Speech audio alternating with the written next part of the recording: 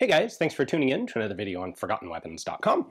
I'm Ian McCollum, and today we have here a Manufrance, or Manufacture des Armes et Cycles de St Etienne, little commercial pocket pistol named Le Formidable, or the Formidable, which it's not really, actually, sort of. It's a very optimistic name.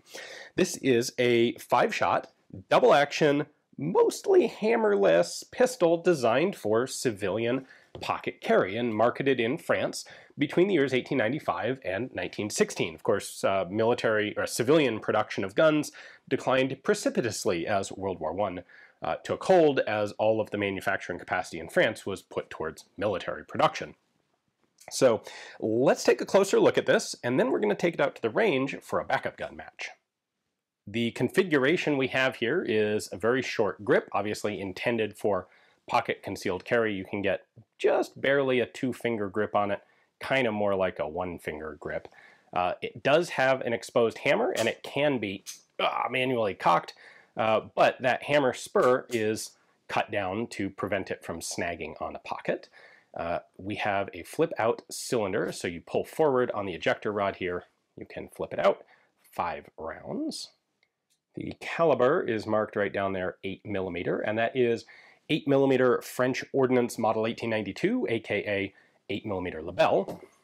That is this guy. It's the standard cartridge for the Model 1892 French Army Revolver.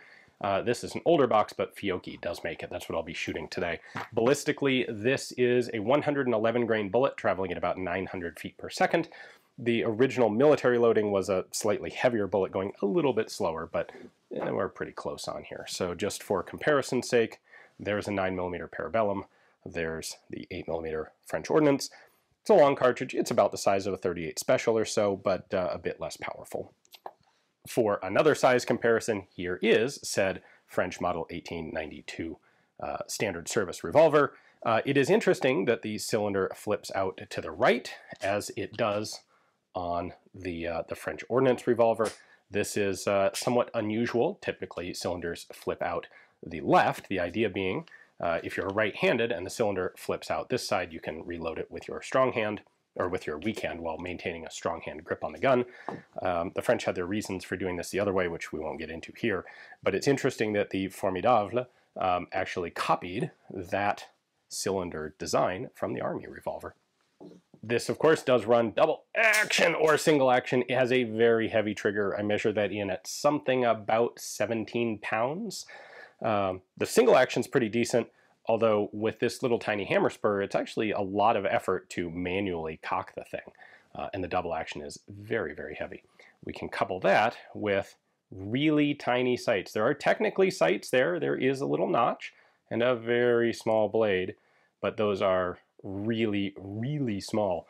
I did take this out to zero it, and well, to check at zero, because none of this is adjustable, and it is shooting high. So either that or it's dead on, and I'm getting some flinch and some movement trying to pull through this trigger and align these tiny sights. Hard for me to say exactly which.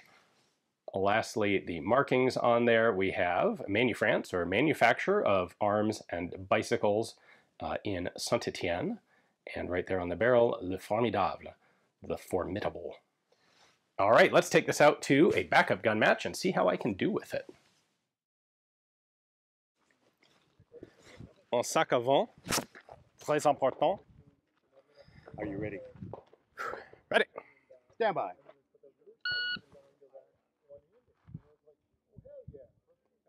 Come on.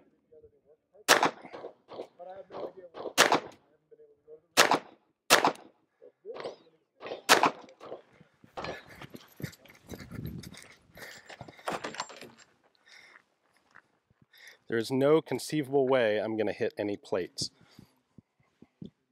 Think positive.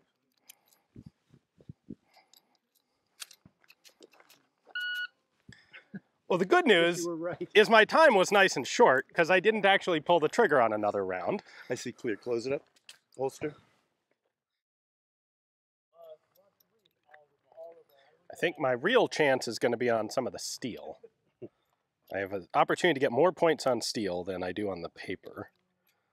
And I've only got the 5 rounds. That's all. That's it. Stand by.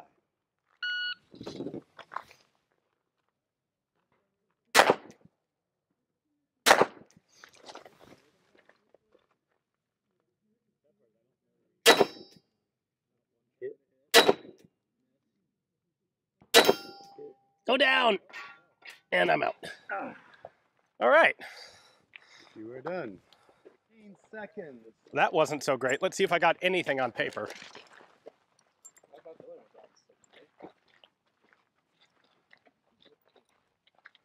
All right, that's a big ol' nada. So this is an airline hijacking scenario in which I have been inexplicably not issued an MR73. I've been issued this thing, which is substantially inferior to an MR73. But I'm going to do my best with it. Stand by.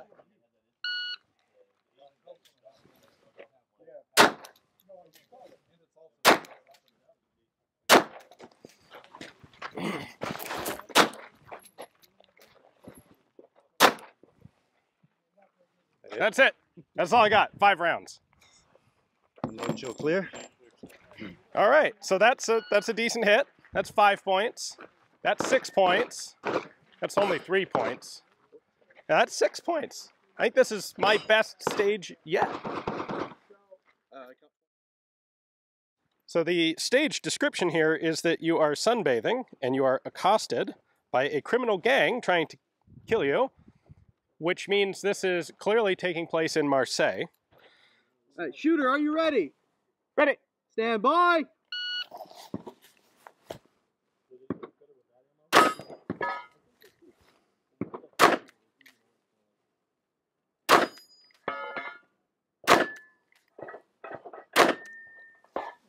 Shooter, if you're finished, you may unload, show clear. That might be my best stage yet.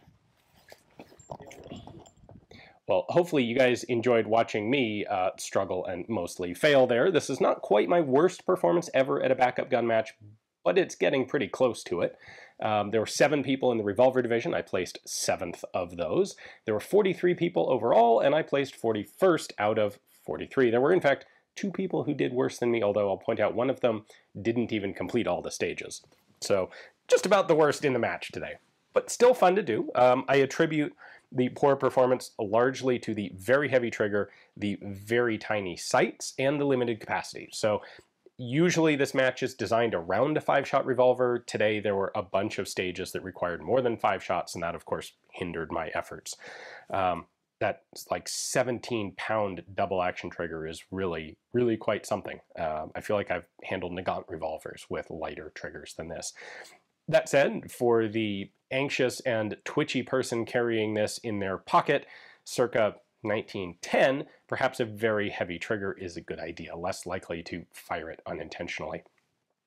Anyway, there are a ton of these small commercial revolvers that were marketed in France, Belgium, Spain, Germany, UK, and around the world. This was sort of the inexpensive pocket automatic, pocket revolver comparison to the pocket automatics that we see today. You know, there's a ton of brands of sub $500 380s and now a lot of 9mm. Well, back in the day it was 32 caliber revolvers, 8mm caliber revolvers, things like this. So hopefully this gave you a little bit of insight into the concealed carry options and standards of the pre-World War I era. Hopefully you enjoyed the video. Thanks for watching.